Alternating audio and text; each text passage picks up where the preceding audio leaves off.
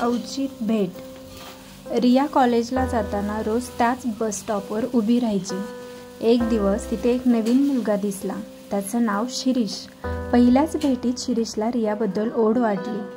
तुला लव at first sight झाला आहे असं तो रियाला म्हणाला. रियाला हे ऐकून आश्चर्य वाटले, पण त्याच्या बोलण्यात एक वेगळाच प्रामाणिकपणा होता.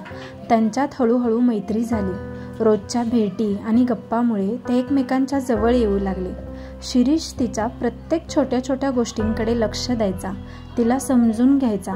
रियाला त्याच्या सोबतीत सुरक्षित वाटू लागले. एकदा रिया संकटात असताना शिरीष तिच्या मदतीला धावून आला. त्या प्रसंगाने त्यांच्यातील बंध अधिक घट्ट झाले. त्या दिवशी रियाला खऱ्या अर्थाने उमगले की प्रेम म्हणजे केवळ आकर्षण नसून एकमेकांच्या सुखदुःखात साथ देणं आणि एकमेकांचा आधार बनणं आहे. त्यांच्यातील हे अव्यक्त प्रेम शेवटी शब्दात व्यक्त झाले. दोघांनीही एकमेकांसोबत आयुष्य घालवण्याचा निर्णय घेतला.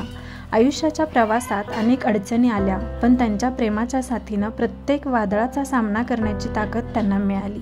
ही कथा सांगते की प्रेम कधीही अचानक घडू शकते आणि जेव्हा दोन व्यक्ती एकमेकांना मनापासून समजून घेतात तेव्हा त्यांचे नाते खरोखरच सुंदर आणि अर्थपूर्ण बनते. ही कथा आवडली असेल तुम्हाला तर आपल्या चॅनलला लाईक, शेअर आणि सबस्क्राईब करा. आणि ही कथा ऐकल्याबद्दल थँक्यू.